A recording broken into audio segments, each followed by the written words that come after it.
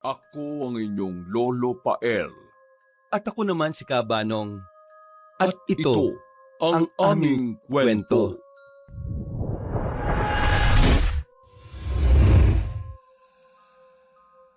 Tay, nandito na po ako. Oh, Jairo anak. Bakit late ka na nakauwi ah? May dinaanan ka pa ba pagkatapos ng klase mo? Wala naman po, Nay. Grabe po kasi. Sobrang hirap ng exam namin kanina. Ang dami po kasing kailangan sagutan. Karamihan problem solving pa. Hindi talaga madali ang kurso ko na electrical engineering eh. Ano ka ba? Okay lang yan anak. Ang mahalaga gusto mo yung kinuha mong kurso. Ay, oo nga po, Nay. Nako, kung hindi ko po talaga hilig ang magbutingting ng mga sirang appliances, nako, matagal na akong nag-shift ng kurso ko. O siya, sige na. Ipahinga mo na ang utak mo. At ikaw magapunan na. Nako, siguradong pagod na pagod ka. Yun! Maraming salamat po, Nay. The best ka po talaga. Ay sus! Nambola pa ang napakalambing kong anak. Tamang-tama. Pinakapaborito mo yung niluto ko ngayon. Dinuguan? Yes! Marami na naman ako makakain ngayon. O sige na, kumain ka na dyan at baka maabutan ka ng ni tatay. Alam ko naman po yun, Nay. Gabi-gabi na lang umaalis si tatay na parang walang pamilya na inuuwian dito sa bahay. Tapos pag uwi tayo na naman ang pagbubuntunan ng init ng ulo. Anak, pagpasyensyahan mo ng tatay mo ha. Simulat sa pool naman ganun na talaga ang ugali nun. Yun na nga po, Nay. Hanggang kailan po ba tayo magpapasensya? Hanggang kailan po ba tayo magtitiis sa ganitong klaseng buhay kasama siya? Anak, tama na yan. Kumain ka na lang dyan. Pagod lang yan, anak. Sige na, kumain ka na. Nay, mas napapagod po ako kapag nakikita kitang ikaw lang ang kumakayod sa pagtitinda sa palengke para mabuhay ang pamilya natin. Ayaw mo naman po akong payagan na pagsabayin ng pag-aaral at pagtatrabaho. Sabi ko nga po sa inyo, magpa-part-time job ako, di ba? Ay nako, Jairo anak. Please lang. Pwede bang wag na natin pag-usapan yan? Hindi magbabago ang desisyon ko. Ako magtatrabaho dahil ako ang nanay mo. Basta mag-focus ka lang dyan sa pag-aaral mo. Ako nang bahala sa mga gastusin natin dito sa bahay. Kayang-kaya ko naman ang pagtitinda sa palengke. Nakakapagod pero ayos lang naman ako, anak. Nay, wag ka po mag-alala. Pagkatapos ko makagraduate at makapagtrabaho po kagad ako, makakalis po tayo sa ganitong klase ng buhay. Iaahon po kita sa hirap. Iwanan natin si tatay. Wala rin namang pagbabago sa kanya. Ngayon pa lang, para rin naman tayong walang haligi ng tahanan sa pamamahay na ito. Gabi-gabi na lang wala. Pag umaga naman nasa mga kainuman niya. Basta Nay, mag-aaral po ako mabuti para makagraduate po ako at makapaghanap ng magandang trabaho. Para mabigyan kita ng magandang buhay. Anak, wag mo namang alisin sa pangarap mo ang tatay mo. Ama mo pa rin yon. Pero Jairo anak, salamat ha sa pagiging isang mabuting anak. Basta kahit na ano mangyari, tandaan mo, mahal na mahal kita. Mahal na mahal ko rin po kayo, Nay. O sige na, bilisan mo nang kumain dyan at umakyat ka na sa kwarto mo pagkatapos ha. Magpahinga ka na. Opo, Nay. Yun ang araw-araw na nadadatna ni Jairo sa kanilang bahay. Ang pamilya na kanyang kinalakihan. Ang kanyang ina na naghahanap buhay para sa kanila. At ang kanyang ama na minsan lang niyang nadatnan sa kanilang bahay. Habang si Jairo naman ay nagsusumikap na makapagtapos ng kanyang kursong electrical engineering upang umasenso ang kanilang buhay. Rosita! Rosita! Ah, Jason, andito ka na pala. Naku, pasensya ka na at hindi ko kagad naubos sa mga paninda kong gulay sa palengke. Matumal ang benta ngayon at parang walang masyadong tao Kaya hindi ko muna isinara ang tindahan. Baka sakaling kahit papano may bumili pa. Bonyemas! Wala ka man lang bang iniwang pagkain dito? Ni malamig na tubig, wala? Pasensya ka na, Jason. Ibababa ko lang muna itong dala kong mga tirang gulay at magluluto na ako ng makakain mo. Nay? Oh, nandito na pala yung magaling mong anak Himala, nandito na po pala kayo, Tay. Akala ko po hindi na ito yung bahay na inuuwian nyo Aba, bastos kang bata ka! Sumasagot ka na Jason, bubusat na ng anak mo. Tama na yan. Huwag mo akong pigilan, Rosita. Yang bastos mong anak ang sawayin mo. Baka kung ano pang magawa ko dyan eh. Hindi po ako bastos, Tay. Ikaw ang hindi ka respeto. May pinagkaiba yun. Jairo, anak, ano ba? Tama na. Bumalik ka na muna sa kwarto mo. Hindi, Nay. Masakit sa akin na nakikita kong pagod na pagod kayo at nagpapakahirap na magtinda sa palengke. Habang nakikita ko tong si tatay, uuwi sa bahay galing sa kung saan, pero wala naman dalang pera. Tapos ano, pagbubuntanan kayo ng galit. Ikaw na nga itong nagpapakahirap na buhayin ng pamilya natin eh. Ni hindi nga siya naghahanap ng trabaho. Tapos ako, galing ako sa school. Pagod na pagod ang utak sa pag-aaral. Tapos pag uwi ko, ganyan palagi ang gagawin niya. Sino bang mananahimik kung kailangan ko na magsalita sa mga araw-araw na nakikita ko sa inyo? Kaya hayaan niyo po kung sabihin ko ito. At marinig ni tatay, galing sa akin. At sino ka para pagsalitaan ako ng ganyan? Pinuhay ka lang namin, Jairo. Wala kang utang na loob ah. Anak lang kita dito sa pamamahay na ito. Kaya manahimik ka dyan. Kung hindi ano? Anong gagawin niyo sa akin, Tay? Sige, gawin niyo na. Ano? Arang awa na ninyo. Tumigil na kayong dalawa. Jairo, anak. Sige na. Umakyat ka na sa kwarto mo. Tama na yan. Sige, Nay. Mas mabuti na nga lang yatang umakyat ako kaysa makipag-usap sa walang kwentang tao. Yan, tama yan. Umakyat ka sa kwarto mo at ayoko makita ang pagmumukha mo. At ikaw naman, Rosita, magluto ka na't nagugutom na ako. Bilisan mo! Pag-akyat ni Jairo sa kanyang kwarto, nagtakip siya ng unan sa ulo at sumigaw ng buong galit. Labis siyang nakaramdam ng sama ng loob dahil sa inastan ng kanyang ama. Kung di lang talaga dahil kay nanay, baka matagal na ako umalis dito sa bahay na ito dahil sa ugali ng tatay kong yan eh. Kakainis! Parang hindi siya ama sa akin ha. Pinapangako ko sa sarili ko, hindi ako susunod sa mga yapak niya. Kapag ako nagkapamilya, hindi ko siya tutularan. Sa akin mapuputol ang ganong sistema ng pamilya namin. Sana sa ibang katawan na lang talaga napunta yung kaluluwa ko nung ipinanganak ako eh. Sana doon sa mayroong tatay na mapagmahal sa anak na lang. Kung bakit pa kasi dito sa katong ito ako napunti? Kung pwede lang makipagpalit ng kaluluwa eh, matagal ko nang ginawa eh. Kakainis talaga. Ngayon pa na malapit na yung birthday ko. Nagawa pa akong inisin ni tatay. Ay nako, tulog na nga lang. Pagkatapos ng isang linggong pagsusulit ni Jairo sa eskwela, nagkaroon siya ng isang linggong bakasyon. Kaya para makapagpahinga, hindi siya lumabas ng kwarto. At mas ginusto na lamang niyang magkulong at magmukmok dahil ayaw niyang makita ang kanyang ama. Pero maya-maya'y kumatok ang kanyang ina sa pinto ng kanyang silid. Anak, pwede pa akong pumasok sa kwarto mo? Oo naman po, Nay. Bakit po? May kailangan po ba kayo? Birthday mo na sa Miyerkules, hindi ba? 4 na araw na lang yon. Oo nga po, Nay. Magbe-21 na po ako. Nasa tamang edad na po ako talaga para magdesisyon sa buhay ko. Isi-celebrate natin ang kaarawan mo, anak. Ay, huwag na po, Nay. Wala rin naman pong dapat ikasaya eh. Siguradong sisirain lang din naman po ni tatay ang birthday ko. Hindi po ba lagi niyang ginagawa yon? Kada birthday ko na lang, uuwi siya ng lasing, tapos magwawala. Nako, huwag ka mag-alala. Hindi na mangyayari yon, anak. Espesyal ang birthday mo na ito. At hindi natin ito i-celebrate dito sa bahay. Po? Hindi dito sa bahay? Kung ganun, saan po? Tsaka bakit po? Rosita, ano? Nasabi mo na ba kay Jairo? Jason, eto na, sinasabi ko na nga. Ano po ba yun, Nay? Mag-impake ka dahil pupunta tayo sa Zamboanga, sa probinsya ni Papang, ang lolo Julio mo. Po? Bakit?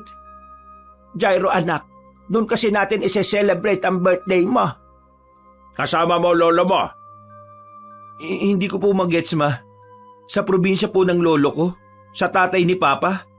Wala nga kayo nabanggit sa akin dati na may lolo pa po ako eh. Tsaka kahit kailan nga, hindi niyo naman po ako dinala doon nung bata pa ako. Bakit po doon? Anong meron? Magka-birthday kasi kayo ng lolo Julio mo. At ngayon, ika-100 taon gulang na niya. Kaya naman sabay niyong isi-celebrate ang birthday niyong dalawa na magkasama. Sigurado po ba kayo, Nay?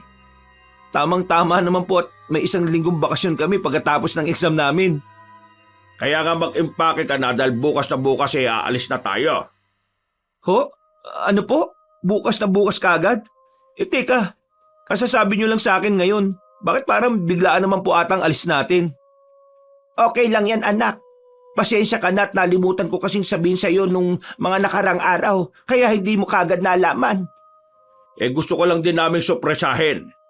Sigurado naman kasing magugustuhan mo yung tahimik at napakagandang tanawin sa bundok kung saan nakatira ang Lolo Julio mo. Seryoso po ba, Tay? Parang ngayon lang kita narinig ng ganyan, ah. O siya, sige na, anak. Iiwan ka na muna namin dito sa kwarto mo, ha? Para makapag-impake ka na dahil bukas, maaga tayong babiyahe papuntang Zamboanga. Sige po, Nay. Mag-iimpake na po ako. Hindi makapaniwala si Jairo sa sinabi ng kanyang mga magulang. Para siyang nananaginip.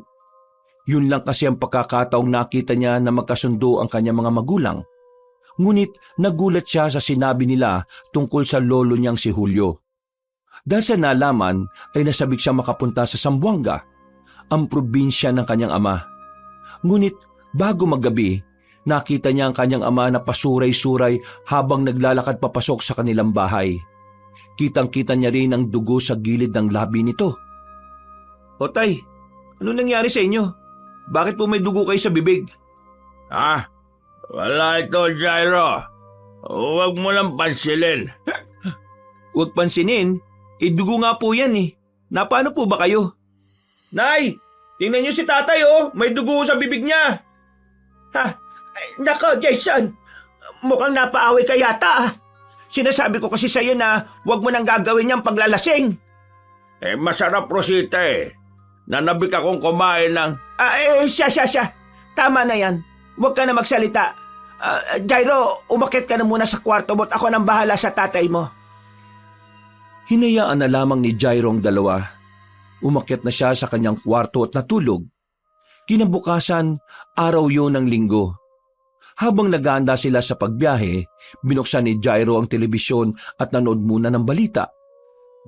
Dito niya nakita ang nakakapangilabot na nangyari sa isang babae sa lugar na kanilang pupuntahan. Hala, grabe naman to, Nay. Panoorin niyo po muna to, oh. Ano ba yan? At binuksan mo pa yung telebisyon eh. Aalis na tayo. Ibinabalita po ngayon. Nangyari daw po ito kagabi lang. May natagpo ang nakahandusin na katawan ng isang dalaga sa kasukalan. Duguan at wala ng buhay. Ay nako, kawawa naman. Baka nasagasaan ng kotse kaya naman na-hold up o sinaksak. Hindi na talaga nawalan ng disgrasya sa mga balita. Mga hindi kasi nag-iingat eh. Hindi po, Nay. Ayan sabi sa headline, wakwak daw ang dibdib. Hindi naman siguro mangyayari yan kapag nasagasaan siya. O kaya naman hold up lang na ang kukunin pera at mahalagang mga gamit. Ay baka naman inatake ng mabangis na hayop. Ha? Ano namang hayop ang aatake ng ganyan dito? Aba na yan, aalis na tayo. Patayin mo na ang TV, Jairo. At baka hindi na natin maabutan yung sasakyan natin barko. Dali-daling pinatay ni Jason ang telebisyon at nagsimula na silang bumiyahe. Inabot ng 2 araw ang kanilang biyahe dahil napakalayo ng probinsya ng kanyang lolo Julio. Unang beses na nakasakay si Jairo sa barko. Kaya naman nilibot rin niya ito at pinagmasdahan ng paligid. Maya-maya ay napansin niya ang kanyang ina na nakatingin sa kanya, na parabang ang mga mata nito ay nangungusap. Kaya nilapitan ito ni Jairo at kanya itong tinanong. Nay, bakit po? Parang ang lalim po yata ng iniisip niya. Ayos lang po ba kayo? Wala naman anak. Huwag mo akong pansinin. Pinagmamasdan lang naman kita. May problema po ba? Nag-away na naman po ba kayo ni tatay? Hindi. Hindi anak. Ano ka ba? Wala ito. Nay, salamat nga po pala. Di ko lubos maisip na kasama si tatay at sa probinsya pa ni Lolo Julio tayo pupunta. Parang hindi ako sanay kay tatay ngayon Ano po bang meron? Ikaw talaga anak. Masyado kang mapanuri. Ganyan lang naman kasi ang tatay mo. Kakaiba ang ugali pero ama mo pa rin yan. Pero alam mo anak, natutuwa ko na umabot ka sa edad mong yan. Naalagaan kita at napalaki na maayos. Napakabuti mong bata. At kapag po tumanda ka na, Ako naman po mag-aalaga sa inyo. Tandaan nyo yan, Nay. Ay, salamat naman anak. Ang pag-uusap na yon ay isa sa hindi niya makakalimutang bahagi ng kanilang biyahe. Ipinaramdam muli ng kanyang ina ang pagmamahal nito sa kanya. Para kay Jairo, napakahalaga nun, lalo pat ni minsan ay hindi niya ito naramdaman sa kanyang ama. Gabi na, ang mga pasahero sa barko ay nagsimula ng matulog. Tahimik ang paligid, at tanging ihip lang ng malakas na hangin at mga alon ang naririnig. Hating gabi ay nagising si Jairo dahil naiihi siya. Kaya bumangon siya upang pumunta sa banyo. Hindi nakalak ang pinto kaya inakala niyang walang tao sa loob. Pero naroon ng kanyang ama at naabutan niyang naghihilamos ito. O tay, hating gabi na po ah. Bakit gising pa po kayo? Hindi. Nagising lang din ako kasi naiihi ako. Bakit parang naghihilamos po kayo? Ang aga-aga pa po. Ano ba pakialam mo? Sa gusto ko maghilamos eh. Tanong ka ng tanong. Teka, bakit ka nga rin ba nandito? Naiihi rin po kasi ako. Ano pang tinatayo-tayo mo dyan sa pintuan? Di umihi ka na dyan. Makalabas na nga. Visit talaga to. Namalikmata yata ako nang makita kong may dugo ang bibig ni tatay ah. Pangalawang beses ko na itong nakita na ganun siya. May sakit kaya siya? Sumusuka ba siya ng dugo? Ay naku, hayaan na nga. Masamang damo naman siya eh. Matagal yung mamamatay. Araw ng Lunes, ang barko ay malapit ang dumaong sa pier ng Zamboanga. Ngunit narinig ni Jairo ang usap-usapan ng mga pasahero sa barko na dahilan ng pangingilabot ng mga pasahero. Ano daw ang nangyari? Bakit may pamilyang banda ron humahagulgol sa iyak? Nagkukumpulan sila doon at parang may nangyari yata. Wag na kayo makiusyoso at baka kung ano pang mangyari. Narinig ko po sa mga tao na naroon, nawawala daw po yung 3 taong gulang na anak na lalaki nung ginang. Nagising na lang daw po siya at wala na po sa tabi niya yung bata. Ay sus Maria Josep, pati ba naman dito sa barko may nangyayaring ganyan? Mabuti na lang at malaki ka na anak. Hindi ka na kailangang bantayan. Baka naman kung saan lang nagsuot na sulok-sulok ng barko. Nilibot na po nila yung buong barko pero hindi po nila ito nahanap. Ang nakita lang daw po nila ay isang kapares ng sapatos ng bata na nasa CR. Natanggal po yata sa paa ng bata bago mangyari yung trahedya sa kanya. Ang hinala nila, nahulog daw po sa dagat. May parte kasi sa dulo ng barko na malaki ang awang. Baka dun daw po sumot kaya galit na galit yung asawang lalaki dahil pinabayaan po ng ina na mawalay sa tabi niya yung bata eh. Ay nako, nakakaawa naman. Siya, ang isipin na lang natin ay ang pagpunta natin sa bahay ng Lolo Julio mo. Hayaan na natin sila na ma-resolve ang problema nilang pamilya. Ang pangyayaring yon sa barko ay nagbigay ng masiding takot sa lahat ng pasahero. Ngunit ganun pa man, matapos ang halos 2 araw na biyahe, matiwasay na nakadaong ang barko sa Zamboanga. Grabe, ang haba po pala ng biyahe papunta dito. Pero sulit na sulit dahil ang ganda po talaga dito. Napakasarap ng simoy ng hangin. Sabik na po ako makapunta sa bahay ni Lolo. Nako, sigurado mag-i-enjoy ka dito. Oo nga po, Nay. Siguradong marami din ako makikilala dito ng mga bagong kaibigan kahit saglit lang tayo magbabakasyon. Yan ang wag na wag mong gagawin dito, Jairo. Ho? Bakit po, Tay? Hindi ba ako pwede makipagkaibigan sa mga taga dito? Nandito tayo para i-celebrate ang kaarawan mo, yun lang. Kaya nga po, Tay. Hindi ba dapat meron akong makilala ng mga tao dito para kahit papano may maimbitahan naman tayo sa birthday ko at bumisita sila para makakain ng mga ihahanda natin? Anak, pasensya ka na pero tama ang sinabi ng tatay mo. Po? Teka, bakit po, Nay? Ano po bang dahilan kung bakit hindi ako pwede makipagkaibigan sa mga taga rito?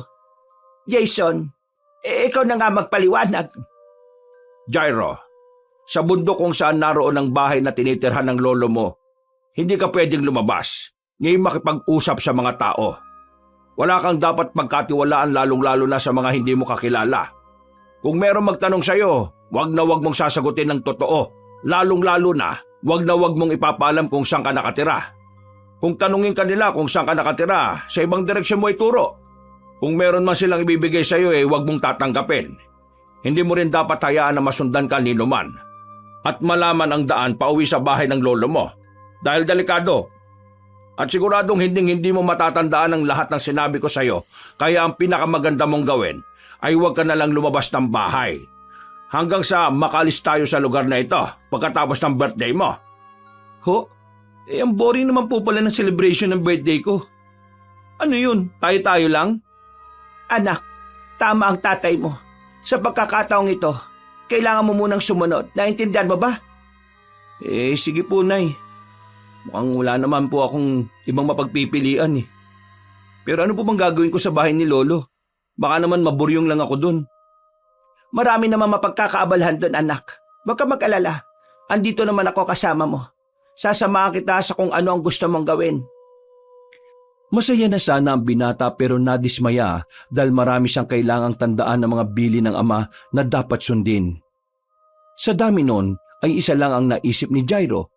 Pinakaligtas na gawin ay huwag na ngang lumabas ng bahay. Hindi na siya nakapagtanong pa dahil mas nangibabaw sa kanya ang pagkadismaya dahil hindi siya makakaroon ng mga bagong kaibigan sa probinsya ng kanyang lolo Julio. Pagkatapos ng kanilang pag-uusap, ay sumakay na sila ng tricycle upang magpatuloy sa biyahe papunta naman sa bundok kung saan naroon ang bahay ng kanyang lolo Julio. Nang makarating na ang tricycle sa hangganan ng daan, bumaba na sila at nagsimula na maglakad. Dahil may kalayuan pa ang lugar ng kanyang lolo, hindi na umabot doon ang tricycle dahil daang pantao na lang ang meron. Ang layo pala ng bahay ni Lolo Julio. Grabe! Habang pakit ng tricycle, pakapal ng pakapal ang mga puno. Napakasukal at gubat na gubat ang dating eh. Akala ko pagbaba ng tricycle, bahay na ni Lolo. Kailangan pa po pala nating maglakad ng malayo sa daan. Ay nako, makakalayo rin pala ang mga kapitbahay dito. Kaya nga 'di ba sabi namin sa iyo, hindi madaling makipagkaibigan dito. Malalayong ibang mga bahay. At saka, maligaw ka pa pabalik pag sinubukan mo maglibot. Basta, tandaan mo ang bilin ko sa iyo, Jairo. Wag na wag mong subukang sumuway. Bakit nga po ba? Kasi tatamaan ka sa akin pag hindi ka sumunod. Ang dami mong tanong, di mo na lang gawin. Jason, tama na. Ayun, nakikita ko na yung bahay ni Papang. Konting lakad na lang at makakarating na tayo. Ay, salamat naman. Bilisan natin, Jason. At malapit na magdilim. Tingnan nyo at baka may nagmamasid sa atin. Ganun po ba dito? Delikado ang mga tao? Hindi tayo pwedeng makita? Oo anak. Hindi lang mga taong delikado rito. Rosita, tama na. Bakit po? Bukod sa tao, ano pa pong delikado? Mga mababangis na hayop, baboy ramot, asong gubat. Meron yan dito. Kaya sinasabihan kita para hindi ka na mapano. Nakakatakot naman po pala dito. At sa susunod, huwag ka ng maraming tanong ha. Yun ang dahilan ng mga magulang ni Jairo kung bakit hindi siya pwedeng lumabas ng bahay.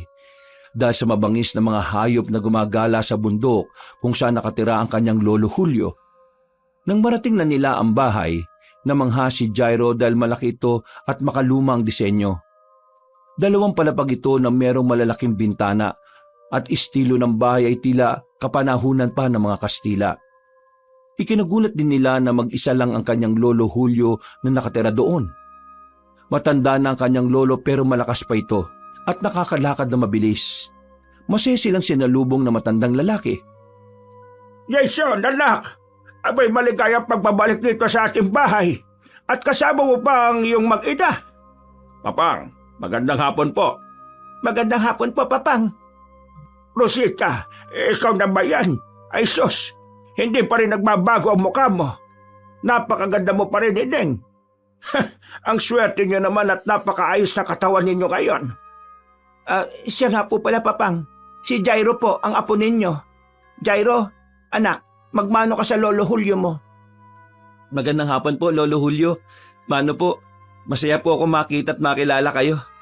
Nako, napakagandang binata naman ang apo kong ito. Ay nako, kayo din po Lolo. 100 taong gulang na po kayo pero ang lakas-lakas nyo pa rin.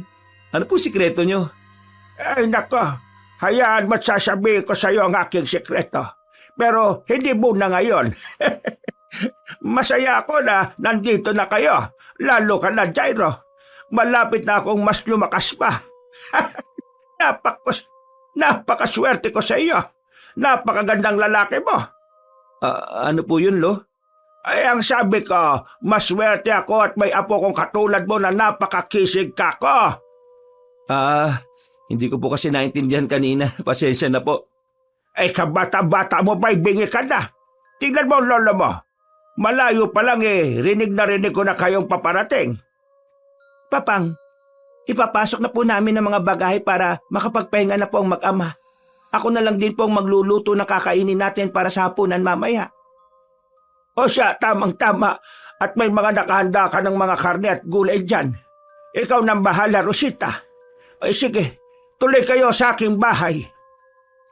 Nilibot kaagad ni Jairo ng tingin ang kabuuan ng bahay pagkapasok nila. Habang inihahatid siya ng kanyang ina sa magiging kwarto niya, pag-akyat nila sa ikalawang palapag, namangha ang binata dahil sa lawak ng bahay. Meron sariling sala at may 4 na magkakalayong kwarto. Isa para sa kanyang lolo Julio. Ang pangalawang kwarto naman ay para sa kanyang ina at ama, habang si Jairo naman ay doon pinatulog sa isang kwarto na malapit sa pang-4 na kwarto na hindi raw ginagamit. Nay, grabe po no? Ang ganda pala ng bahay ni Lolo. Ang laki at parang sinaunang bahay. Sa tanda ba naman ng lolo mo nakapagpundar talaga siya ng magandang bahay. Mayaman po pala si Lolo. Bakit parang hindi naman natin ramdam kay tatay? Ano ka ba? Iba naman ang yaman ng magulang sa anak. Sa bumukod ng tatay mo Ay, siya nga po pala, Nay. Bakit po 4 ang kwarto? Mag-isa lang po ang lolo. Oo. Kasi may kapatid na lalaki ang tatay mo. Dito sila dati nakatira. Isa sa lolo mo, sa tatay mo, sa kapatid niya. At ang pang-4 na kwarto para sa mga bisita. Kapatid? Wala naman po kayo nabanggit na meron akong tito. Nako, mahabang kwento yon anak. Tingnan mo nga ang tatay mo sa ugali. Di ba mahirap pakisamahan? Sigurado ako, ganun din ang problema niya sa kapatid niya. Kaya hindi niya kinukwento. Sa bagay. Sana pala nung bata pa ako dinala niyo na ako rito. Ito ang tamang pagkakataon na makapunta ka rito. Dahil espesyal ang araw nyo ng lolo mo sa Miyerkules. Oo nga po O sige po, Nay. Magliligpit na muna ako ng mga gamit ko. O siya, sige. Maiwan na kita dito sa kwarto mo, ha? At magliligpit na rin ako ng gamit namin ng tatay mo. Nang makapagsimula na ako magluto ng pagkain natin para sa hapunan. Pagkatapos ayusin ni Jairo ang kanyang gamit sa loob ng kanyang kwarto at nakapagpahinga ng kaunti, pagkatapos ay lumabas siya at nilibot ang ikalawang palapag ng bahay bago maggabi. Wow, ang bintahan na. Parang isang malaking portrait. Tapos natatanong ang napakagandang view ng bundok. Yun nga lang, parang hindi na rin masyadong nalilinisan gawa ng mag-isa na nga lang si Lolo Julio dito sa bahay. Dahil malaki ang kwarto ko, sigurado ako na malaki rin ang kwarto ni Lolo, pati kina nanay. Pero ito kayang pang-4 na kwarto, malaki rin kaya? Matingnan nga. Pwede kang lumibot pero hindi ka pwedeng kumalikot. Naintindihan mo? Ho? Ay, ginulat mo naman ako, Tay. Naintindihan mo? Sagot! Pwedeng lumibot pero hindi pwedeng kumalikot. Opo, Tay. Naintindihan ko po. At ang pinaka-importante sa lahat, wag na wag akong aalis ng bahay. Yan! Natanda mo naman pala Dami naman bawal. Ano? May sinasabi ka? Wala po. Siya nga po pala. Para saan tong isang kwarto? Para din sa mga bisita. Kung mas maraming bisita ang darating, ipapagamit yan. Ho? 2 kwarto para sa mga bisita? Oh, bakit? May problema ba doon? Wala po. Sige po. Bababa na lang ako kapag hapunan na. Pagkatapos mag-usap, umalis ang kanyang ama at pumunta sa kwarto ng kanyang lolo Julio. Napatingin naman siya sa nakasaradong silid. Umikot sa kanyang isipan ang mga katanungan. Para saan nga ba yung kwartong ito at bakit mahigpit na ipinagbabawal pasukin? hindi naman binanggit ni tatay ang sinabi ni nanay na meron siyang kapatid. Siguro, meron nga silang hindi pagkakaunawan kaya hindi niya ito mabanggit sa akin. Siguro, yung bakanteng kwarto na ito ay para sa kapatid ni tatay. Pero nakakapagtaka kasi ni isang litrato ng kanilang pamilya ay walang nakadisplay sa buong bahay. Siguro nga hindi ganun kaayos ang pamilya nila. Gusto ko mang maintindihan ng pamilya ni tatay para maintindihan ko rin sana kung saan siya nanggagaling yung ugali niya eh. Pero parang hindi siya bukas para ipaalam to sa akin. Ito ang unang beses na nakarating ako kung saan nagmula si tatay. Kaya gusto ko sanang kunin ang pagkakataong ito. Kahit paano makilala ko siya. At baka sakaling ito ang maging paraan para magkalapit kami. Hanggat nandito ko, meron naman akong pagkakataong matuklasan yon. Siguradong malalaman at malalaman ko rin. Makalipas ang ilang oras, nagmuni-muni si Jairo habang nakaupo sa upuan malapit sa bintana. May isang imay sa gilid ng kanyang mga mata na dumaan papunta sa nakasaradong kwarto. At nilingon niya kagad ito. Tay? Ikaw po ba yan? Nay? Tay? Anak, bakit? Nandito kami ng tatay mo sa ibaba. Malapit ang maluto ang ulam para sa hapunan natin. Maya-maya lang kakain na tayo ha. Sige po, Nay. Sige lang po. Teka, nasa baba naman sila nanay at tatay. Ano kaya yun? Matingnan nga. Lumikot ang isipan ni Jairo, kaya binalak niyang silipin ang silid. Nakaramdam siya ng kaba habang papalapit sa silid na yon. Dahil tahimik ang paligid, dinig na dinig niya ang bawat tiyabag sa sahig na ginagawa ng kanyang paa. Maya-maya ay may narinig siyang paghinga sa kanyang likuran. At naramdaman niya ang init nito na dumampi sa kanyang batok kaya bigla siyang napalingon. Ano nakakita ka ng multo?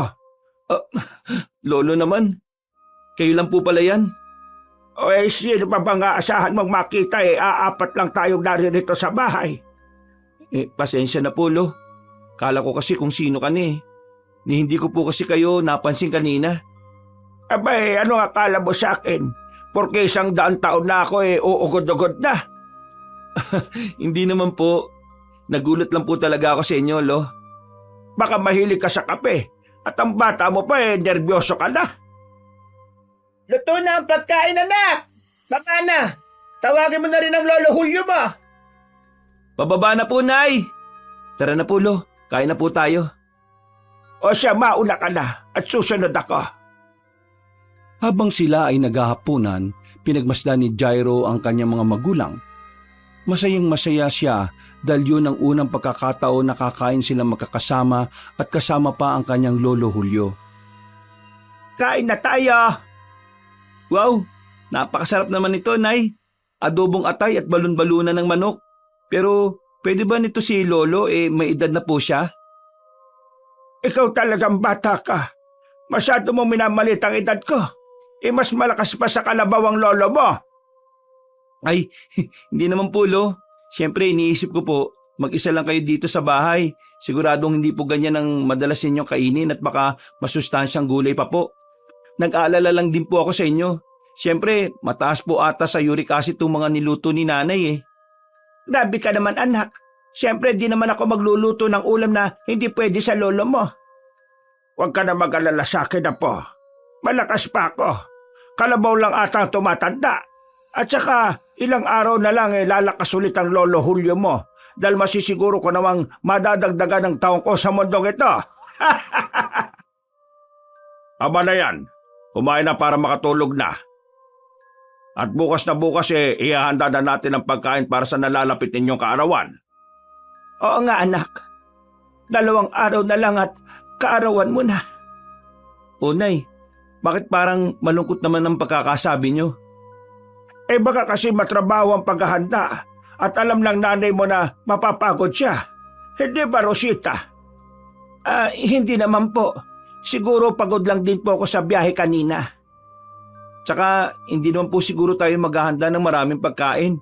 At sabi niyo nga po, 4 lang naman tayo magse-celebrate ng birthday ko. Wala rin naman pong bisita na darating, kaya siguradong hindi naman po magluluto si nanay ng marami.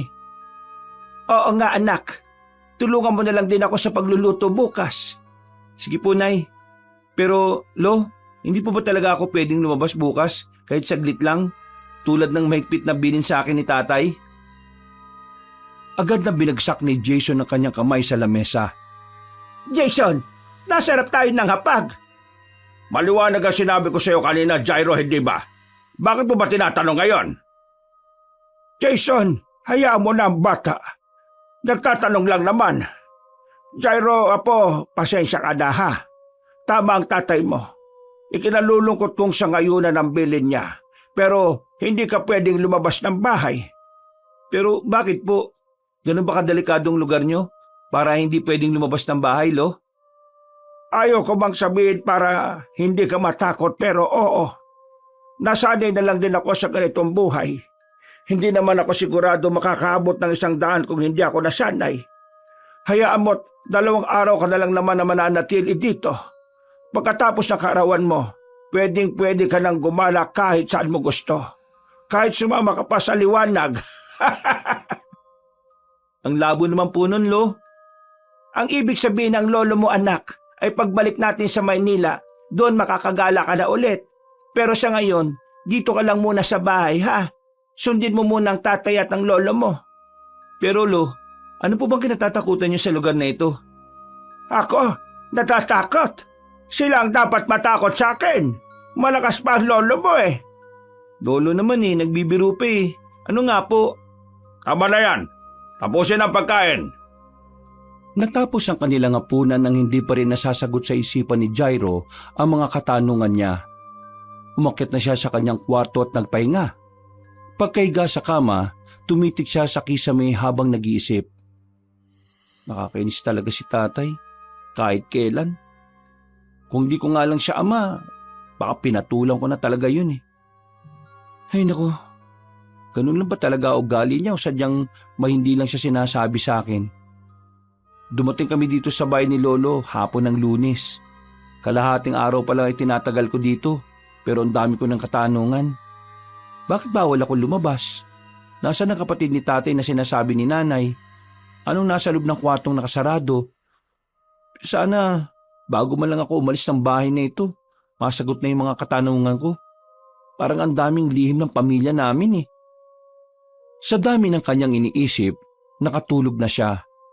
Ilang oras ang nakalipas ay nagising siya na nagtataka dahil nakaupo na siya sa upuang malapit sa bintana na nasa sala ng 2 palapag ng bahay. Oh, bakit ako nandito? Parang kanina lang nasa higaan ako natutulog. Bakit nandito na ako sa upuan? Paano ako napunta dito? Sino nagdala sa akin?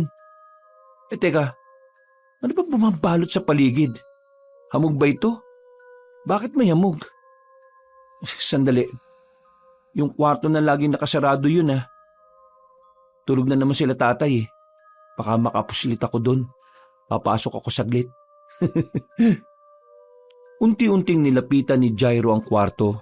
Ngunit hindi pa siya gaanong nakakalapit ay bigla na lang may nahagip ang kanyang paningin. Hindi yun wangis ng tao dahil ito ay nakatungtong sa mababaw na cabinet na nasa sala. Napahinto siya sa paglalakad at tiningnan ang nakita. Isa itong maliit na nilalang na pinagmamasdan ng kanyang kilos. Bigla itong tumalon sa sahig. Hinabol ito ni Jairo habang inahawi ang hamog para masundan ng nilalang. Uy! Teka! Nasaan ka? Huwag kang tumakbo! Hindi kita sasaktan! Mabait ako! Uy! Teka lang! Magpakita ka sa akin ulit! Pwede mo ako maging kaibigan, oy! Malit na tao! Magpakita ka na! Sa patuloy na pagsuong ni Jairo sa makapal na hamog, tumambad sa kanya ang isang duwende na may puting mga mata. Magarang kasuotan at may mahabang malapilak na buhok at balbas. Ang sukat nito ay isang dangkal, payat at parang masungit. Nakatayo lamang ito sa harapan niya at maya-maya pa ay unti-unti nitong itinaas ang kanyang kamay at may itinuro sa likuran ng bintana. Nang sundan ni Jairo ng tingin ng direksyon na itinuturo ng duwende, Nagulat siya sa kanyang nakita. Ang nakasaradong kwarto ang itinuturo ng duwende. Nakita niya ang pulang liwanag mula sa loob na tumatagos sa siwang ng pinto sa ilalim. Lalo pa siyang nangilabot dahil meron siyang naririnig na sigaw ng isang lalaki na parabang hirap na hirap sa kanyang kalagayan. Pagkalingon muli ni Jairo sa kanyang harapan, wala na ang duwende. Hahanapin sana niya ito pero bumukas ang pinto ng kwarto. Tumambad sa kanyang isang halimaw na nakatayo habang nasisinaga ng pulang liwanag galing sa ilaw sa kisame. Halimaw! Nay! Nay! Tulong! Lolo! May halimaw sa loob ng kwarto! Nay! Nay! Huwag kang lalapit! Huwag mo akong lalapitan! Habang sumisigaw siya ng tulong, bigla siya nitong sinugod na parang isang asong lobo. Nagutom na gutom. Walang humpay siya nitong inatake at hinila papasok sa sikretong silid. Tulong! Anak! Anak! Gising! Binabangungot ka yata! Nay! Nako, salamat naman at nagising ka. Oo, heto, uminom ka muna ng tubig. Salamat po, Nay. Narinig kitang sumisigaw kaya dali-dali akong pumunta rito. Ano ba napanaginipan mo? Nay, nasa sala daw po ako dito sa ikalawang palapag ng bahay. Mahamog ang paligid. May nakita kong isang duwende. Inabol ko. Nagtago siya sa makapal na hamog kaya hinawi ko ng hinawi. Tapos, nang magpakita siya sa harapan ko, bigla siyang may tinuro. Yung nakasaradong kwarto ang tinuturo niya. Ang kwartong yun, may liwanag na pula at may sumisigaw na lalaki sa loob. Tapos, nawala yung duwende sa harapan ko at biglang bumukas ang pintuan ng kwarto. Doon ko nakita yung nakakatakot na halimaw. Inatake niya ako. Inila niya ako papunta sa loob ng kwarto. Papatay niya ako, Nay. Papatay niya ako. Nako, siguro pagod na pagod ka lang sa biyahe tapos kumain ka pa ng marami kagabi kaya binangungot ka, anak. Pero Nay, bangungot ba talaga yun? Bakit? Anong ibig mong sabihin? Para kasing may ibig iparating sa akin yung duwende. Nako anak, huwag mo nang dagdagan ng mga isipin mo at malapit na ang kaarawan mo. Ipahinga mo ang utak mo. Tamang-tama't umaga na rin. Maligo ka na't maya-maya tulungan mo na akong maggayat ng mga sangkap sa lulutuing mga pagkain, ha?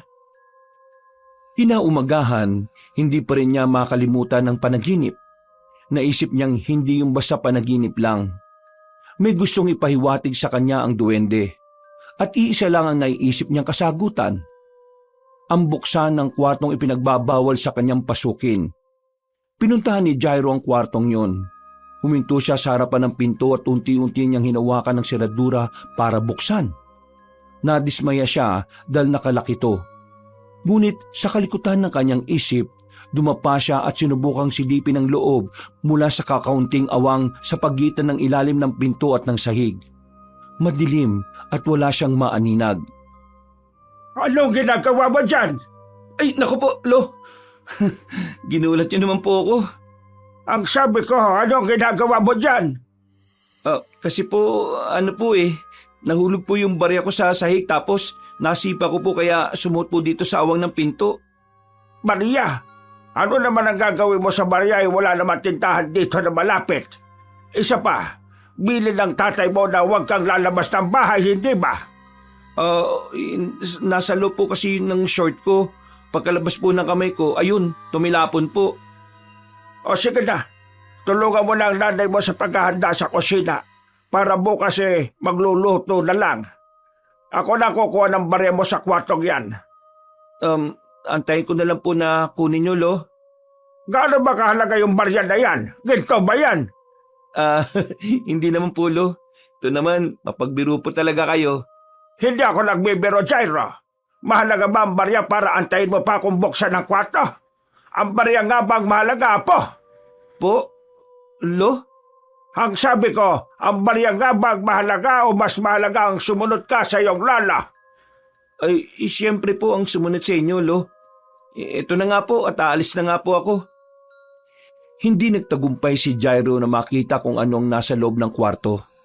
Pero hindi pa rin siya sumusuko.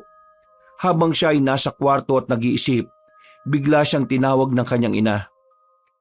Anak, Jairo, halika na. Bumaba ka na, tulungan mo ako dito. Tulungan mo ako mag-ayat ng mga rekado para bukas diretso na natin lulutuin. Sige po, Nay. Eto na po, nandyan na po. Okay ka lang ba? Bakit ganyan ang mukha mo? Pakiramdam ko po lalagnatin ako dahil sa panaginip ko na yun Ay naku anak, panaginip lang yon. Ano ka ba? Wala yan. Ay teka, naiihi ako. Magbabanyo lang ako saglit ha. Ikaw na munang bahala dito. Saglit lang ako. Nang makaalis na ang kanyang ina, nakita ni Jairo ang kalderong nakasalang sa kalan na may lamang tubig at nakaisip siya ng magandang ideya. Dali-dali siyang kumuha ng bimpo at isinawsaw ito sa mainit na tubig. Idinampi niya ito sa kanyang leeg pagkatapos pigaan. Idinampi niya rin yun sa noo at kilikili matapos pababain ang init ng bahagya. Maya-maya ay naramdaman niya na paparating na ang kanyang ina. Kaya pinunasan niya agad ang basang parte ng kanyang katawan na pinagdampian ng bimpo. At umupo na parang walang nangyari. Saka nag-inarte. Oh anak, bakit nakaupo ka na dyan? Sabi ko sa iyo, gayatin mo ang mga rekados, hindi ba? Nay, parang masama po kasi pakiramdam ko Parang nilalagnat talaga ako. Ha? Masama ang pakiramdam mo? Patingin nga. Pasalat nga ng noo at leeg mo. Ay, nako. Oo nga. Mukhang nilalagnat ka nga. Ganun ba nakaapekto sa iyo yung panaginip mo? O baka naman naninibago ka lang dito sa probinsya? Baka po pareho yun.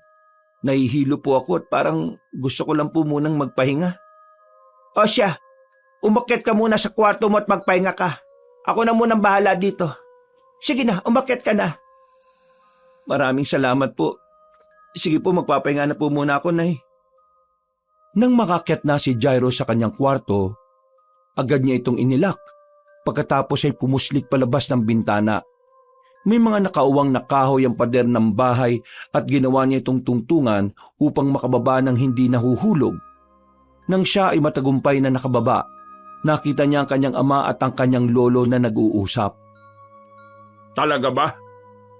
Nakita ko siyang sinisilip ang uwang sa sahig ng kwarto. Mabuting at ikinandado ko ang pinto. Mukhang gusto niyang pasukin ang silid na yon. Nakita ko rin siyang kinakalikot ang pita ng pintuang yon. Makulit ang anak mo. Hindi mo dapat hayaang ulit-ulitin niyang usisain ang kwarto. Ang susi, nasaan? Huwag ka mag-alala. Hindi niya makikita ang susi. Kapag nabulilyaso ang plano, ikaw rin ang mahirapan, tandaan mo. Nang marinig yun ni Jairo, lalong tumibay ang isip niya tungkol sa sikreto ng kwartong yon. Nabuo ang kanyang isipan na lumabas ng bahay upang alamin ang sagot mula sa ibang tao. Dahil alam niyang hindi sasabihin ng kanyang pamilya. Nang araw na yon, lumabas siya. Binilisan ang paglalakad dahil kailangan niyang makabalik bago magtanghalian. Teka, nasa na ako? Naku, nawawala na yata ako. Ano ba kasi itong pumasok sa isipan ko? At dito ko pa sa labas hinanap ang sagot sa mga tanong ko. Puro puno naman nandito. Naliligaw na yata ako. Atay, naliligaw ka yata. Opo, Manang. Parang naliligaw na nga po yata ako. Teresita nga pala ang pangalan ko. Naka po, dito ka pa naligaw at masukal ang gubat na ito. Mabutit nakita mo ko. Dito kasi ako naghahanap ng mga halamang gamot na gagawin kong mga langis. Oo nga po Hinahanap ko po yung pabalik sa amin. Siya, dayo ka lang dito sigurado ako. Halata namang taga-syudad ka dahil sa kutis mo. Saka kung taga rito ka hindi ka maliligaw. Opo, bumisita lang po ako sa lolo ko. Dito po ako magse-celebrate ng birthday ko. Saan ka ba nakatira? Baka sakaling kilala ko at maihatid kita sa inyo. Nang marinig ni Jairo ang tanong ni Manang Teresita, naalala niya ang bilin ng kanyang ama na huwag magbibigay ng kahit anong impormasyon kahit ang daan papunta sa kanilang bahay ay hindi din pwedeng sabihin. Kay Lolo Piping po, basta po kubo lang po yun na maliit. Ha? Piping ka mo? Aba, dito na ako lumaki sa lugar na ito at tumanda. At halos kabisado ko ang lahat ng bahay dito. At kilala ko rin ang mga nakatira pero sigurado ako na walang piping na nakatira rito. Hindi ko po kasi alam ang tunay niyang pangalan eh. Kasi ngayon ko lang din po siya nakilala. Pero Lolo Piping po kasi ang tawag ko sa kanya. Ay, ganun ba? O siya, kung ganun hindi na kita matutulungan dyan. Mahirap maghanap ng bahay ng hindi ko naman kilala. Sige po, hanapin ko na lang po ang daan pa uwi. Makikita ko rin po yun. O siya, sige. Pero huwag kang magpapagabi, ha? Nako, delikado rito. Hindi ka dapat abutan ng dilim dito. Bakit niyo po nasabing delikado ang bundok na ito? Lalo na po pag madilim. Ano po bang meron dito? 2 balbal. Uri ng aswang. Sinasabing napakatagal na panahon nang naninirahan dito ang 2 balbal na yon. Namimerwisyo ito sa mga taga rito. Nilalapa ang mga alagang hayop at minsan pa ay nakakapambiktima ang mga ito ng mga tao. Aswang po? Ibig sabihin po, totoo mga aswang? May aswang dito sa bundok? Oo, ang 2 balbal na yon ang kinatatakutan dito sa amin. Nung bata pa ako, malimit na mambiktima ang balbal, pero katagalan, madalang na. Bakit po hindi niyo subukang hulihin? Ay nako, Totoy, manilenyo ka nga at walang alam sa mga nangyayari dito. Ilang beses na namin ginawa yan, pero tuso ang mga aswang na balbal at sadyang malakas. Sa bawat pagtangka naming tugisin, may isa sa mga taga rito ang namamatay. Kaya minabuti na lamang naming huwag gambalain ng mga aswang at hayaang manginain ng mga alagang hayop kesa tao ang biktimahin. Ganun po ba? Pero huwag kang magpapaabot ng gabi dito ng mag-isa sa gubat at hindi agad makakauwi. Huwag mo nga na sasantuhin ka ng mga balbal na yon. Baka hindi ka na makauwi sa inyo at hindi mo naabutan ng karawan mong bata ka. Sige po, aalis na po ako. Teka, kung sakaling abutan ka na nga ng dilim, ay heto, tanggapin mo ito. Ang maliit na boteng ito ay langis galing sa katas ng halaman dito lang matatagpuan sa bundok. Mabisa ito na pangontra sa aswang para hindi ka malapitan. Naku manang, huwag na ho, nakakaya ho. Sige na, tanggapin mo na. Kailangan mo ito. Proteksyon mo sa sarili mo. Pasensya na ho, pero di ko po matatanggap yan. Kung ayaw mo, bahala kang mamatay kapag di ka kagad nakabalik sa inyo. Inis na umalis sa matandang babae dahil ayaw ni Jairo na tanggapin ang malit na bote na may lamang langis. Dahil ayaw niya rin suwayin ng kanyang ama sa bilin nito na huwag tumanggap ng kung anuman ang ibibigay ng mga taga rito. Kaya dali-dali siyang naglakad at pinilit na hanapin ang daan pauwi bago magtanghalian. Anak, kanina pa kita tinatawag. Kakain na tayo. Kumusta na ang pakiramdam mo? Ano ba nangyari sa batang yan? Kanina pa yan nakakulong sa kwarto Buksan mo na nga ang pinto. Nakalakang pinto, hindi ko mabuksan. Kanina kasi sobrang init ang pakiramdam niya at nilalagnat kaya pinagpahinga ko muna. Anak! Anak! Okay ka lang ba? Papang, kunin mo na nga yung susi at buksan mo na nga ang pinto.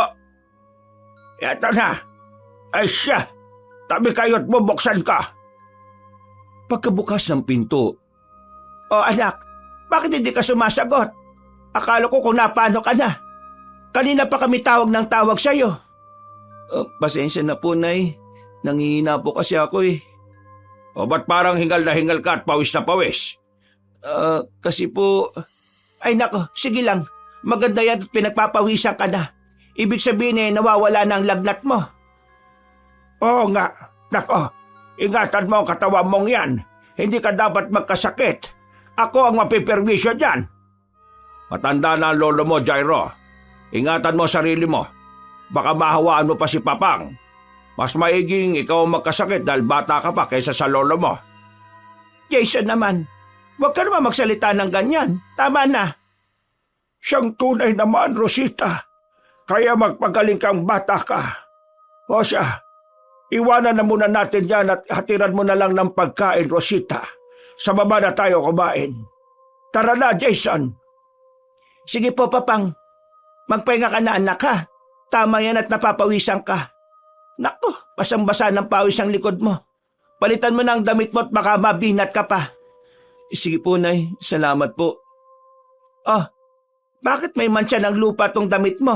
Nagkulong ka lang naman dito sa kwarto. Baka po kanina sa baba nung pag-akyat ko, nasagi ko po yung halaman sa paso na nasa gilid ng hagdan. Sa sobrang hilo ko po. Ay, ganun ba? O siya, sige. Maiwan na kita dito at hatiran na lang kita ng pagkain. Muntik nang mabuko ang pagpuslit ni Jairo sa labas. Buti na lang ay nahanap nito ang daan pabalik at nagkukumahog na tumakbo.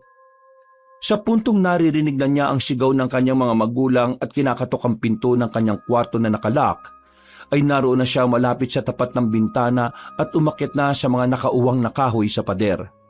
Sa muling pagtawag ng kanyang ina ay sinagot na niya ito.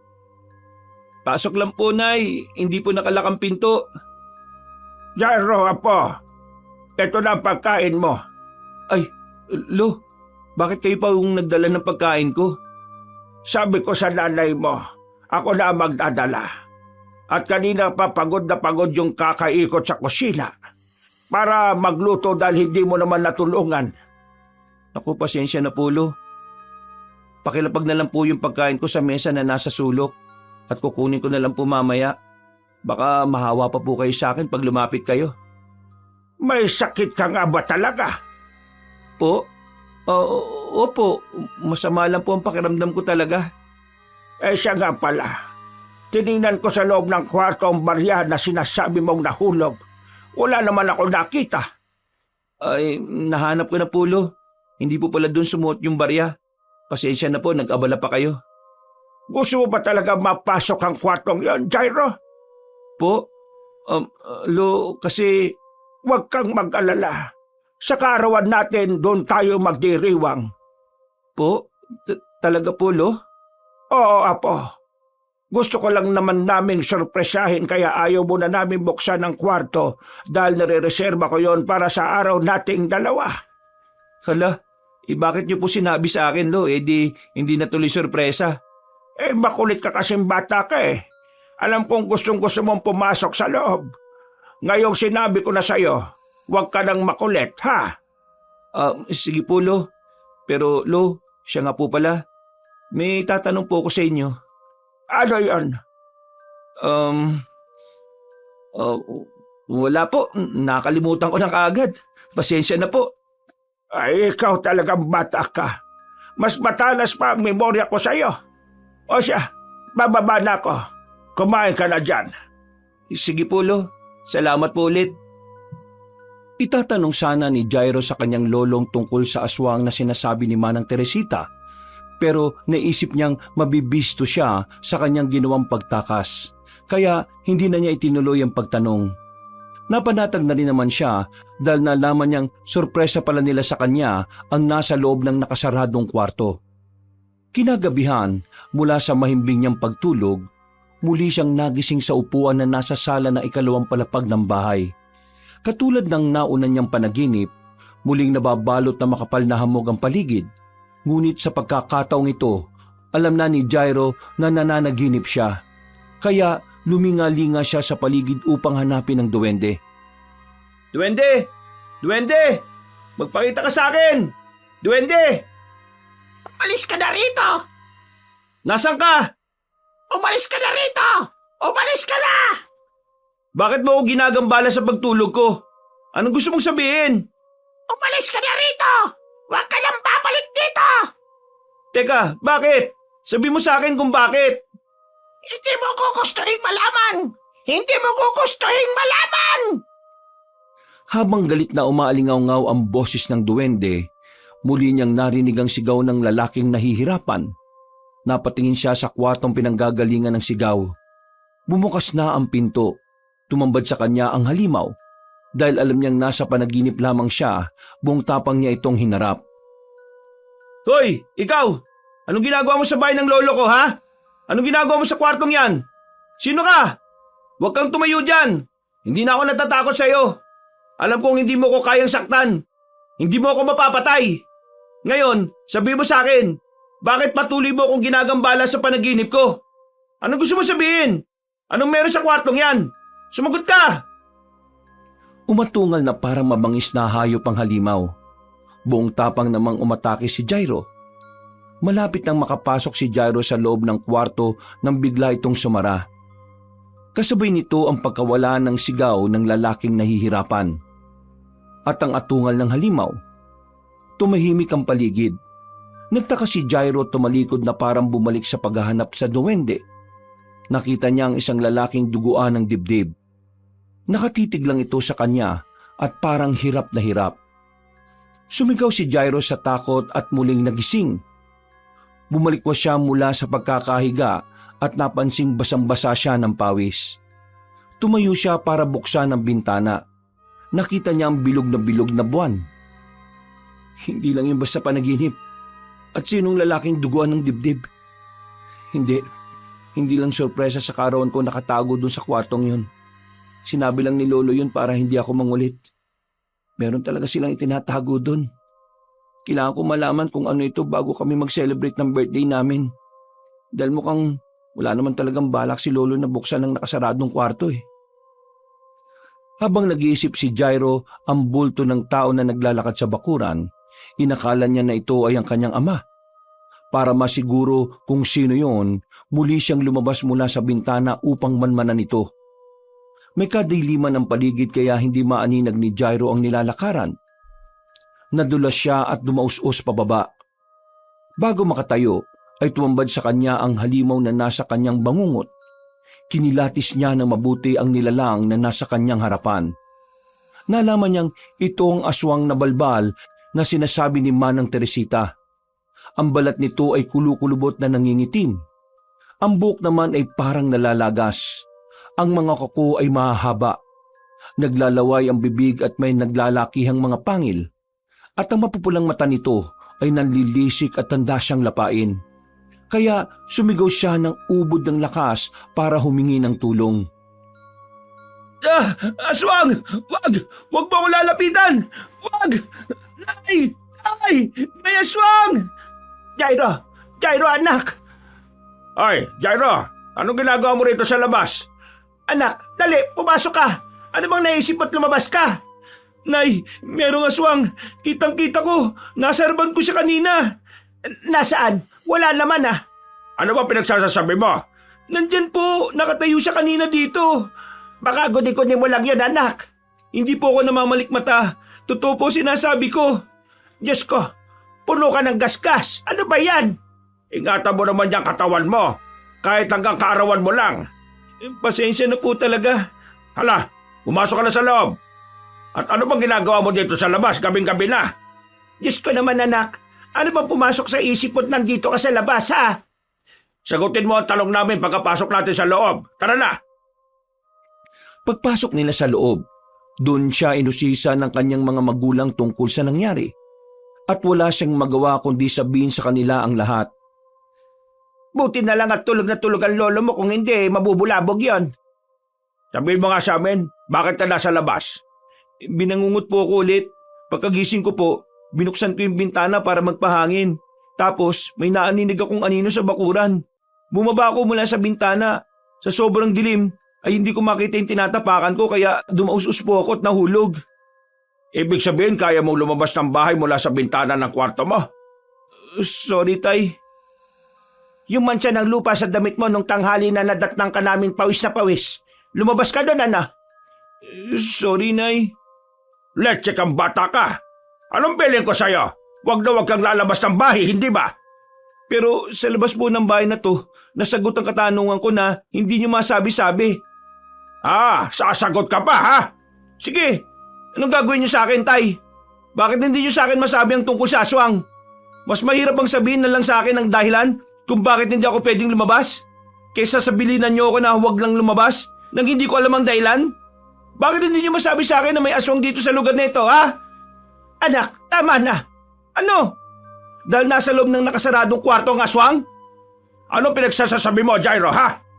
Sino yung lalaki na matay dyan na duguan ng dibdib? Sige nga, sabihin niyo nga sa akin. Jairo, saan mo nakuha ang sinasabi mo? Sagutin niyo, Nay! Sino yung lalaki na matay sa kwarto? Sino? Ba't bastos kang bata ka, ha? Bastos, tinatanong ko kayo, bakit hindi niyo masagot? Ah! Isang malakas na sampalang binigay ni Jason kay Jairo. Tama na! Jason, tama na! Mawa ka sa anak mo! Anak ko! Rosita, anak ko! Mga leche kayo! Bahala na kayo dyan! Subukan mo lang na lumabas ulit kung hindi ka namin pabayaang lapay na kinatatakutan mong aswang! Pagkatapos umalis ng kanyang ama, ang sigawan ay napalitan ng iyakan nilang mag-ina. Bakit ganun si tatay, Nay? Bakit? Anak, pasensya na. Wala akong lakas na ipagtanggol ka sa tatay mo. Hindi niya ba ako anak, Nay? Bakit ganun na lang niya ako pagsalitaan? Ano ba talaga ako sa kanya, Nay? Anak, pamilya tayo. Tandaan mo yan. Pamilya, Nay? Hindi ko ramdam eh. Kahit nga ngayong nalalapit na ang karawan ko, ganito pa rin nangyayari sa atin. Parang hindi ko naman ramdam na kaya tayo pumunta dito eh, para ipagdiwang ang karawan ko eh. Parang karawan lang ni Lolo talaga yung gusto niyo ipagdiwang at sinama lang talaga niyo ako dito. Kasi kung ganun, bakit ganyan si tatay sa akin? Anak, ang mahalaga mahal kita. Yan ang tatandaan mo. Bukas sa karawan mo, ipinapangako ko na ipaparamdam ko sa iyo kung gaano kita kamahal. Tandaan mo yan. Dahil sa pag-aalo ng kanyang ina, nakatulog siya. Miyerkules, ang pinakahihintay nilang araw. Nagkulong lang sa kwarto si Jairo. Hindi siya lumabas maghapon hanggang makita niyang lumubog na ang araw. Maya-maya ay may kumatok sa pinto ng kanyang silid. Anak, pwede bang pumasok? Sige lang po, Nay. Pasok lang po kayo. Anak, ayos ka lang ba? Hindi na po ako magsisinungaling. Hindi po ako okay, Nay. Anak, kaarawan niyo ng lolo mo ngayon. Gusto ka niya makita. Ito na rin ang huling araw natin dito sa bahay ng lolo mo. Kailangan mo lumabas ng kwarto. Bumaba at magpakita sa kanila. Para ano, Nay? Para makita si tatay? Paano ko ma-enjoy ang birthday ko kung ganito? Heto. Hinatiran kita ng tubig. Uminom ka muna. Salamat po, Nay. Tamang-tama at uhaw na po talaga ako. Anak, sorry. Sorry sa lahat. Patawad. Nay, wala ka naman pong dapat ikahingi ng tawad eh. Basta anak, patawad. Nay, sabi ko nga, wala kang... Teka, Nay, nahihilo yata ako. Anak, patawad. Nay, teka, ba't parang nahihilo ko? Patawad, anak. Patawad. Yun ang huling salita na narinig ni Jairo sa kanyang ina bago siya tuluyang makatulog. Dahil sa tubig na pinainom sa kanya nito. Pagkagising ay nasa loob na siya ng isang kwarto na hindi pamilyar sa kanya. Nilibot niya ng tingin ng paligid. Nakita niya ang iba't ibang uri ng libro sa cabinet. May mga tuyong halaman na nasa bote na nakalagay sa ibabaw ng isang mesa. At ang pinakakapansin-pansin ay ang 2 litrato ng mga lalaki na parang mga sinaunang katutubo. Napansin din niya na nakagapos siya sa isang upuan na napapalibutan ng mga nakasinding kandila. Sa gawing kaliwa niya ay may isa pang upuan na bakante at napapalibutan din ng mga nakasinding kandila. Hindi ba gusto mong pumasok dito, Jairo? Eto na. Tay, Nay, Lolo, ano pong ibig sabihin nito? Maligayang kaarawan sa atin, Jairo, Apo. Ito na ang pinakahihintay kong pagkakataon upang isagawa ang ritual ng pagpapalit. Po? Ritual ng pagpapalit? Teka, hindi ko po kayo maintindihan. Tsaka bakit po ako nakagapos? Pakawalan niyo po ako dito, Nay. Kalagan niyo ako, Nay. Anak, patawarin mo ako. Alam kong marami kang katanungan, Jairo. Ngayong gabi, lahat ng yan ay mabibigyan na ng kasagutan. Ako ay uupo na at simulan na natin ang ritual. Nakita ni Jairo na umupo na ang kanyang lolo Julio sa bakanting upuan na hindi kalayuan sa kanyang tabi. Ang kanyang ina naman ay nasa gilid lamang at nakayuko, ni hindi siya matingnan sa mata. Habang ang kanyang ama ay nasa kanyang harapan at titig na titig sa kanya. Bago namin isagawa ang ritual ng pagpapalit, bibigyan kita ng pagkakataong malaman ang lahat, Jairo. Ang nakita mong aswang kagabi ay ang iyong lolo Julio. Ano? Si Lolo ang aswang? At hindi lang siya ang aswang sa lugar na ito. Pati ako. Kami ay mga aswang na balbal. Ha? Ano? Kaya pala may nababalitang mga biktima dito. Si Lolo po ba may gawa? Tapos yung nakita kitang naguhugas ng bibig mo sa loob ng banyo sa barko, may bata na nawawala kinabukasan. Ikaw tayong may gawa nun? Tama ka, Jairo. Alibaw ka! Walang iya ka! Napakahayop mo! Ipinapasa namin sa susunod na henerasyon ang itim na binhi na nagbibigay sa amin ng kakayahan upang maging isang malakas na aswang. Sa ganitong paraan, sa bawat henerasyon, merong aswang na patuloy na maghahasik ng lagim sa bundok na ito. Hindi kami namamatay kahit ilang taon pa ang lumipas kung hindi namin ipapasa ang binhi sa aming susunod na salinlahi. Yon ang isa sa sumpa na kayang ibigay ng itim na binhi.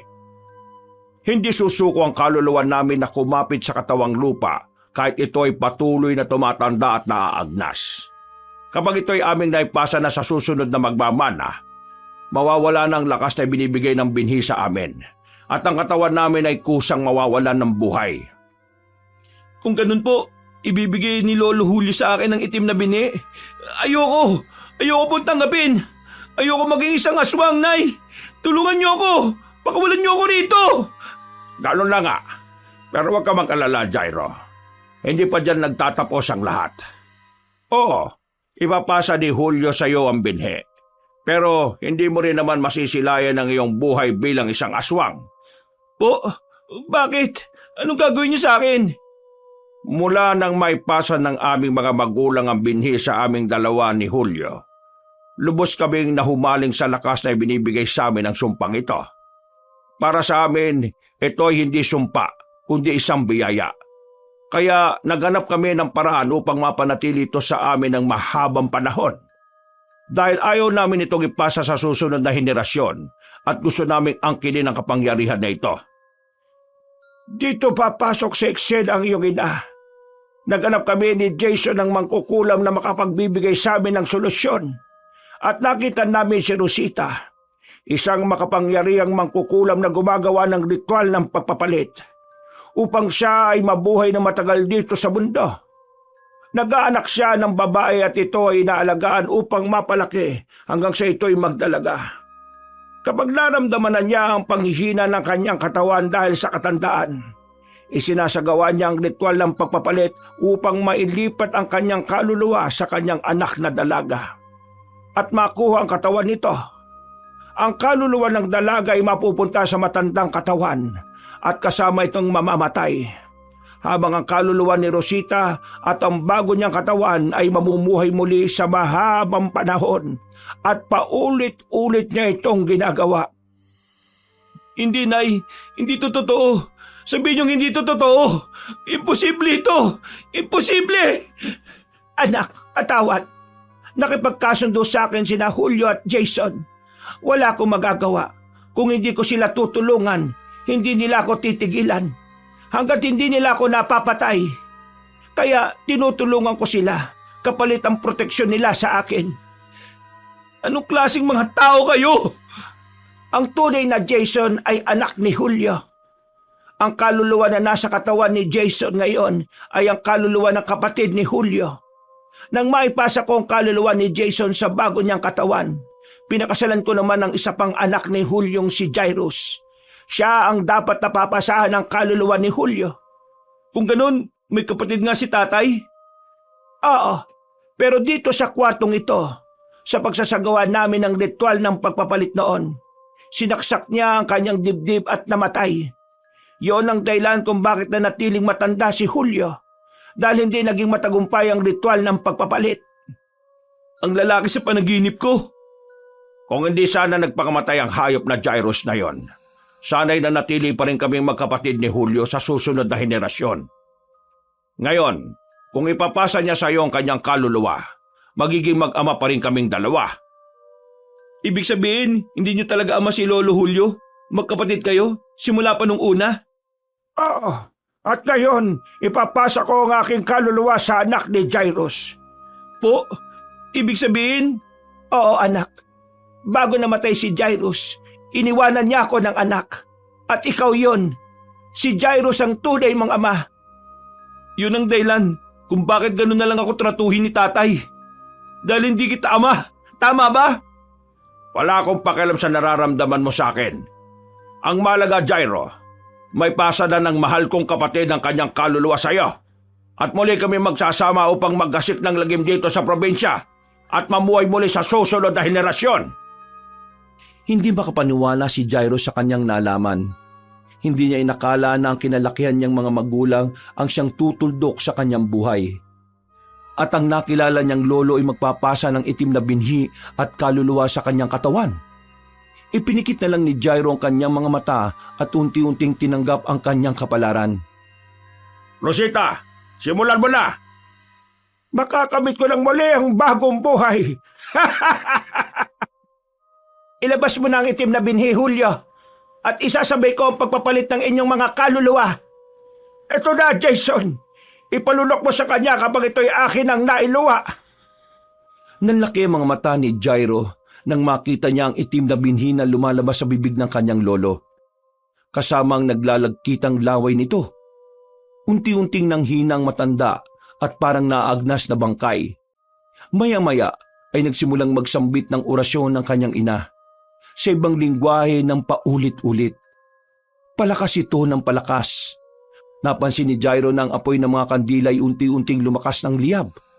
Pero hindi nagbagong apoy sa mga kandilang nakapaligid sa kanya. Rosita, ano ito? Hindi yan ang orasyon na sinasambit mo para sa ritual ng pagpapalita. Nagulat si Jairo nang biglang sumigaw ang kanyang ina ng buong lakas. Kasabay nito ay lumakas din ang apoy ng mga kandila na nakapalibot sa kanyang lolo Julio. At bigla itong nagliyap na parang binuhusan ng gasolina. Pagkatapos nito ay hinagisa ng kanyang ina ng asin ng kanyang ama. At sumigaw ito na parang isang halimaw na binuhusan ng mainit na tubig. Agad na lumapit sa kanya si Rosita at pinatay ang mga kandilang nasa kanyang paligid. Pagkatapos ay dali-dali siyang kinalagan. Anak, tumakas ka na. Ako nang bahala rito. Nay, ano pong ibig sabihin nito? Hindi ba pinangako ko sa iyo? Sa karawan mong ito, ipaparamdam ko sa iyo kung gaano kita kamahal. Nay, hindi kita maintindihan. Jairo anak, mahal na mahal ko ang tatay mo. Minahal ko ng totoo si Jairus. Siya ang nagparamdam sa akin ng tunay na pagmamahal. Siya ang nagbigay sa akin ng pagkakataong magbago at talikuran ng pangungulam na ipinasa sa akin ng aking mga ninuno. Yun ang dahilan kaya pinilit ko si Jason na manirahan sa Maynila at baka sakaling magbago din ang kanyang isipan para huwag nang ipagpatuloy ang kadiliman na aming ginagawa. Doon kita pinalaki, inalagaan at minahal. Bilang pangako sa pagmamahal ko sa iyong amang si Jairus.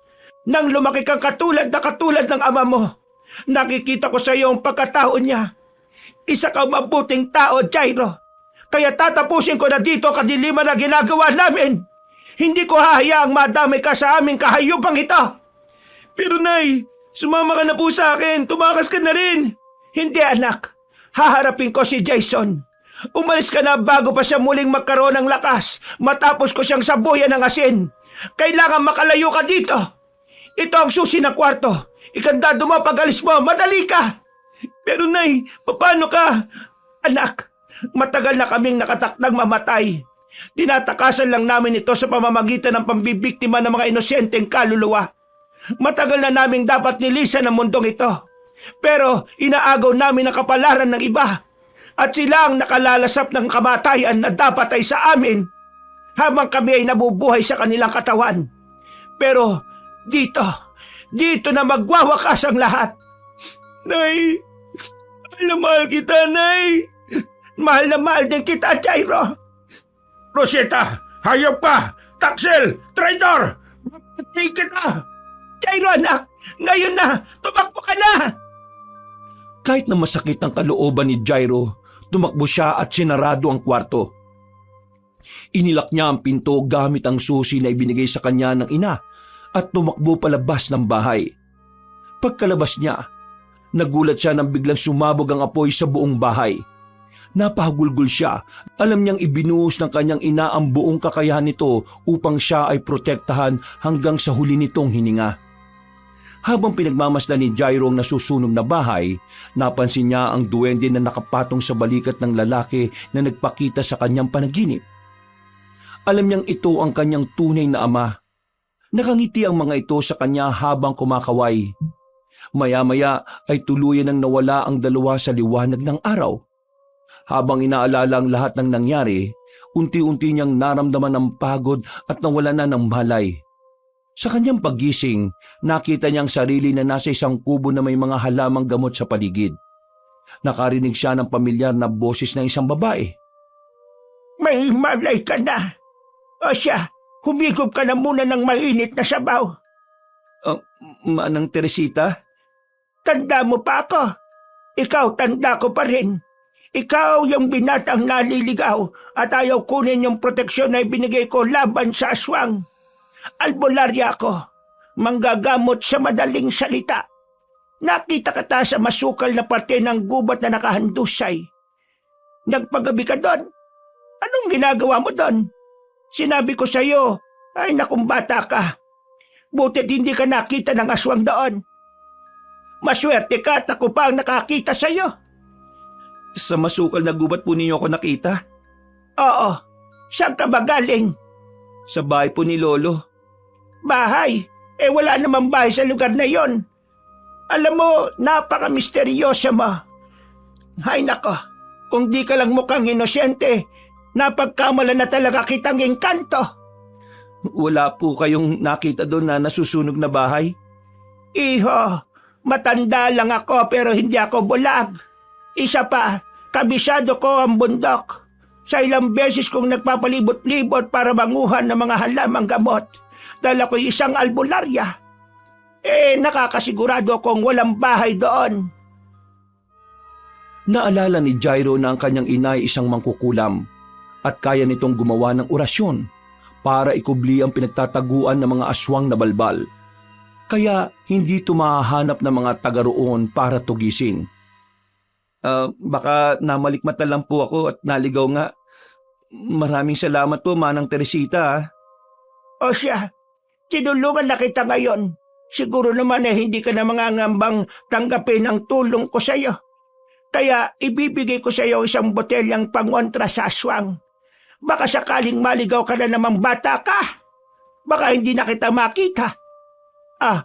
Tatanggapin mo na ba? Salamat na lang po pero mukhang hindi ko na po yan kailangan, Manang. Ay sus, Mariosip kang bata ka. Ewan ko sa iyo. Yun ang huling araw ni Jairo sa probinsya at umuwi na siya sa Maynila. Itinuloy niya ang kanyang buhay kahit mag-isa na lamang sa buhay. Pinagsabay niya ang kanyang pag-aaral at pagpa-part-time job upang mapagtapos ang kanyang sarili. Taon ang nakalipas at siya ay nakagraduate. Nagtayo siya ng sariling repair shop at unti-unting umasenso sa buhay. Sa kabila ng mga nangyari, hinarap niya ang bawat araw na may pag-asa. Sa puntong ito, ang nangyari sa kanyang pamilya ay nanatiling lihim at nananatili na lamang sa kanyang mga alaala. Wakas,